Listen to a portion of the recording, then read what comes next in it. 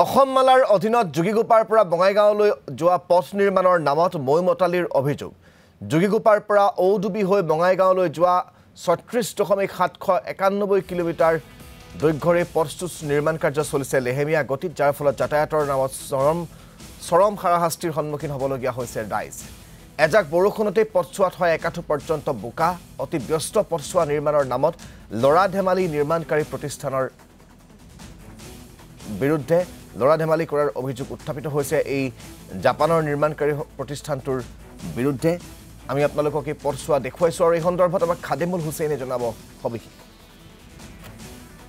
হয়, নিশ্চিতভাৱে আপুনি উল্লেখ কৰিছে যে এজাক বৰষুণ পৰাৰ লগে লগে যোগীগোপাৰ বালাপাৰা চাপৰ ভায়া ঔডুবি যিটো সংযোগী পথ আছে সেই পথটি বোকাময় হৈ পৰে। মোৰ সতীৰ্থ সহযোগে পোনে পোনে এই দৃশ্যাংশ দেখুৱাইছে। এয়া হ'ল যোগীগোপাৰ বালাপাৰাৰ পৰা চাপৰ সংযোগী যিটো পথ আছে ভায়া ঔডুবি, সেই পথটিৰ এই অৱস্থা।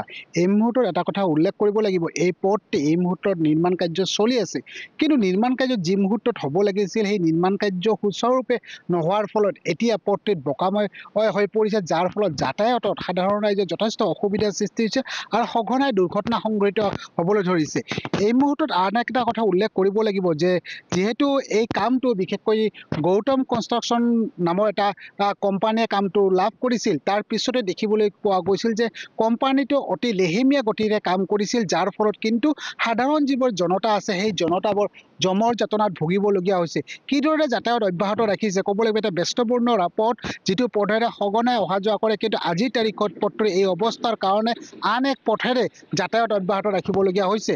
স্থানীয় লোক আছে, আমচুৰ কেন্দ্ৰীয় সমিতিৰ এগৰাকী লোক আছে, মই লগগৰাকীৰ পৰা পোনে পোনে জানিব বিচাৰিছোঁ যে গৌতম কনষ্ট্ৰাকশ্যনৰ যিটো কাম অতি লেহেমীয়া হোৱাৰ ফলত আজি এই অৱস্থা, কি ক'ব?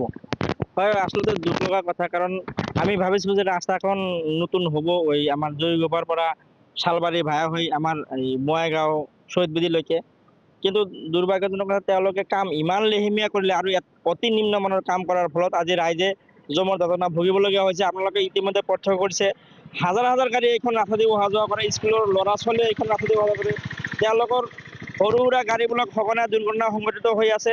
আৰু স্কুলৰ ল'ৰা ছোৱালী ইতিমধ্যে আজি দেখিবলৈ পাইছে স্কুলৰ ল'ৰা ছোৱালী যাবলৈ পোৱা নাই এইখন ৰাস্তাত, ইমান বোকাময় পৰিৱেশৰ সৃষ্টি হৈছে।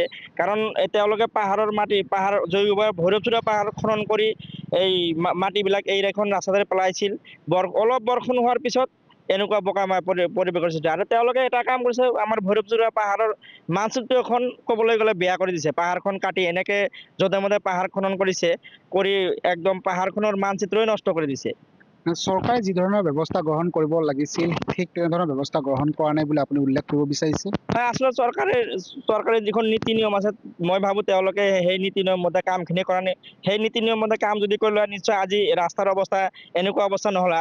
এজাক বৰষুণ পৰাৰ ফলতে ৰাস্তাবিলাক বোকাময় পৰিৱেশৰ সৃষ্টি হয়। আপোনালোকে ইতিমধ্যে ৰাতিপুৱাও দেখিবলৈ পাইছে সঘনাই বাইক এক্সিডেণ্ট হৈ আছে এইখন ৰাস্তাত বোকাত। আপুনি ইয়াৰ পৰা যদি চাপৰ যাবলৈ ভাবিছে, আপুনি যদি বাইকখন লৈ বালাপাৰাৰ পৰা যদি চাপৰ যাব বুলি ভাবিছে, ৪-৫ বাৰ আগত ৰাস্তাত বাগৰি পৰিবলৈ, তাৰপিছত আপোনাক এই মুহূৰ্তত ধন্যবাদ জ্ঞাপন কৰিছোঁ।